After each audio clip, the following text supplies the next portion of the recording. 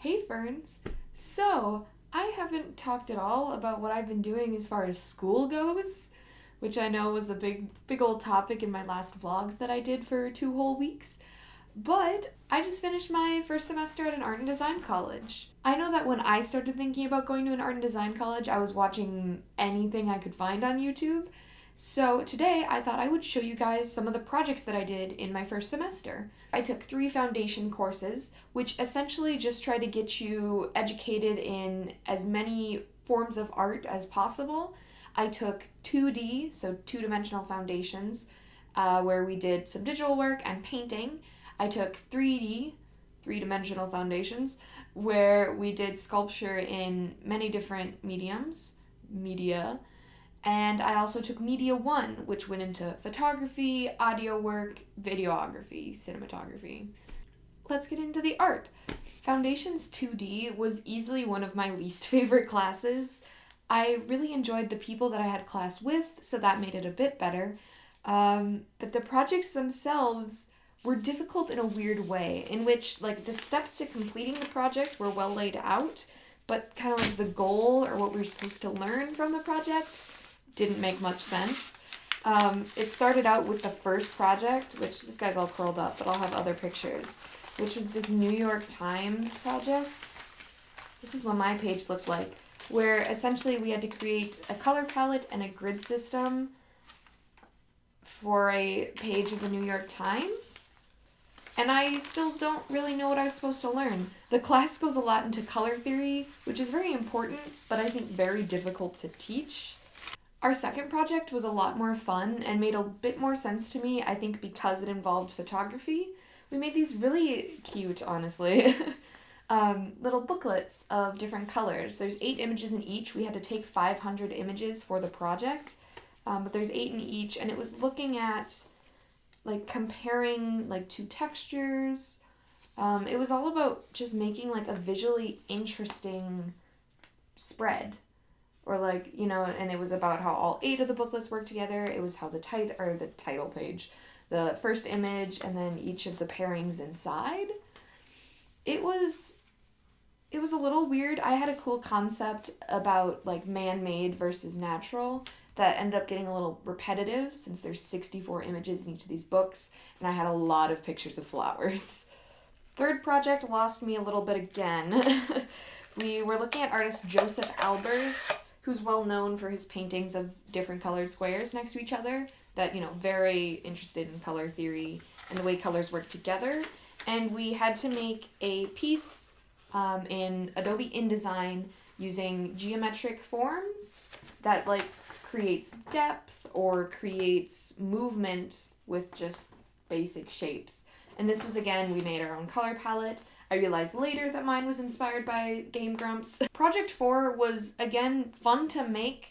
Didn't really understand the main goal, but we made inverted topographical maps. I got to work with watercolor for the first time. It was really fun. This is 25 sheets of paper glued together that are each cut with an X-Acto blade.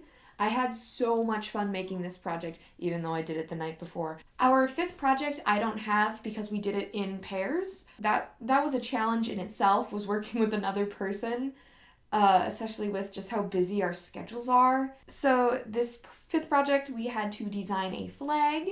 My partner Tina and I decided to redesign the Minnesota flag, because if you don't know, the Minnesota flag is trash. And we made it better. And that, again, not 100% on goals. It was to create a flag that represents a thing, clearly. I'm not proud with how this turned out. The project was to create a collage that is a direct representation of a movie scene of our choosing. This turned into so many things that I hated. It's a scene from Lord of the Rings. You can see the rings over here in metal. We got the mountainscape. It was originally going to be a fair representation of how kind of beautiful this scene is, but it turned into making fun of how ridiculous this scene is in comparison with the rest of the movie. There's no other shots like this where it's a close-up on an item and the rest is super blurred out. I don't know. I am very proud of the final that I did in 2D. So we just had to reimagine or combine any of our old projects that we worked on, and I redid the booklets into one big booklet called Organic Time Worn, and essentially just revisited my idea of these natural objects versus these man-made ones and took it further. And I was looking at direct pairings of weathered man-made objects and natural ones and direct color matches between those two. Next class is Media 1, and again, this was the photography, audio, and cinematography class. We started out the year with a project where we had to take pictures that represented only one principle of photography. See if I remember these from memory. Time, vantage point, subject. Oh boy. I feel bad now. Detail. And framing. There we go. That's all of them. Our next project was to create 5 portraits without faces, and then 5 kind of more creative self-portraits that weren't just your face in front of a gray background, like a basic headshot.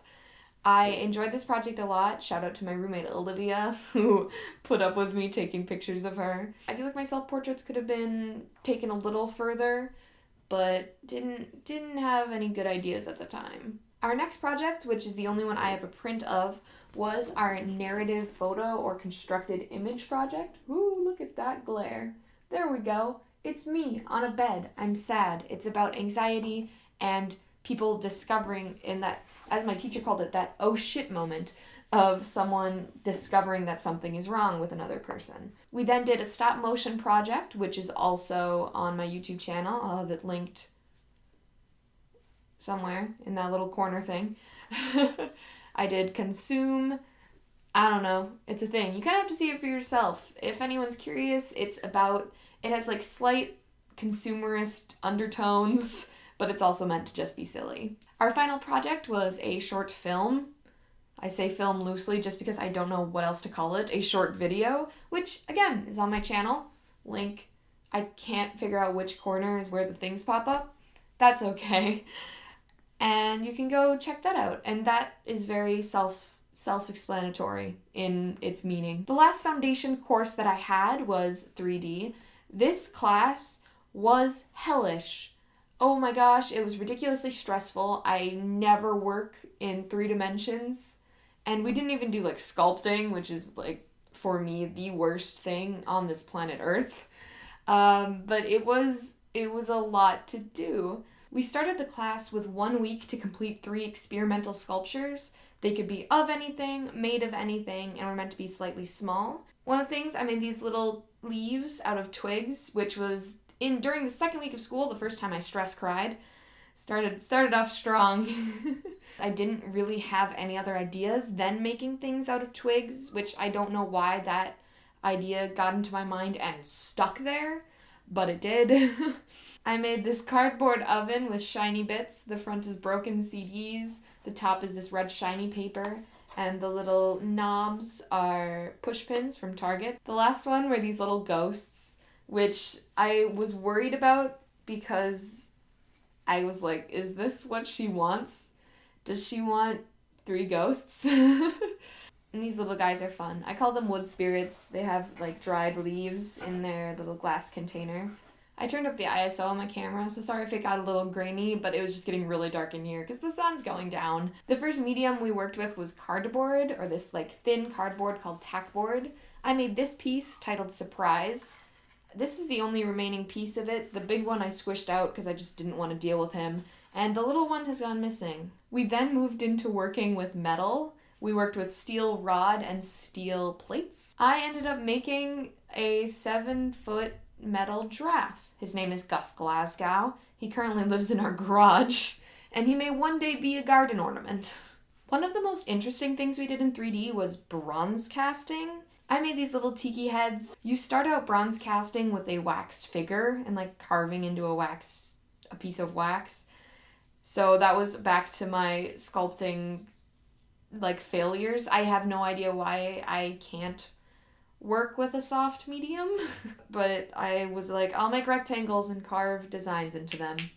And that's okay. They each weigh about a pound. One of them got an air bubble in it. Next, we worked with wood. We just had to do more experimental pieces. I accidentally made a paper sorter. Like a desktop paper organizer, file organizer. This guy's stained. He's just my little round boy, as I think I described him to my teacher as. Go into why he's stained in a minute. This is a purely sculptural piece inspired by seaweed. I don't know. And then this guy I made during class when we were meant to develop some of our ideas further. And he was eventually going to be a pencil cup, but now he's just a paperweight that matches the desktop organizer. We really quickly did 3D printing, working in the program Form Z, which was a disaster. I ended up making this little, I call it like a model for a sci-fi laboratory. It was essentially learn how to use the program at least a little bit and get something onto the printer. Our second to last project for 3D was our furniture project, and according to my teacher, this was my big breakthrough, which I really appreciate because I'm pretty happy with how it turned out. I made a cat cube, as I like to call it, and it's basically just an ottoman that has a place for your cat to lay in and play in. It has the holes on the sides so that you can stick your fingers through and your cat can stick their paws through. The seat lifts up and there's a little 2-inch storage compartment for cat treats, cat toys, coffee table items like books and remotes. And I'm really happy with it. I ended up staining it, and that's why one of my little wood pieces was stained, just to test the stain. And overall, I'm really happy with how it turns out, and Newport, my roommate's cat, really loves it. And I think Amy will too if I end up bringing it home. Our final project was 100% open-ended. Someone made this awesome stuffed animal, someone did sewing and made skirts and hand warmers, there was a cherry chair. It was awesome. I, again, got an idea in my mind that I couldn't let go of, so I had to do it, and made this experience cube, this dreamscape thingy. And it's literally a big black box that's just spray painted cardboard, and you put your head inside and there's lights and there's cotton fluff on the ceiling that makes this weird dream experience, and there's origami stars that hang down. It was really fun. I was the last person that went during critique, which is where we go over everyone's pieces, talk about them. And instead of putting it on the wall like I had originally planned, I just lifted it over people's heads.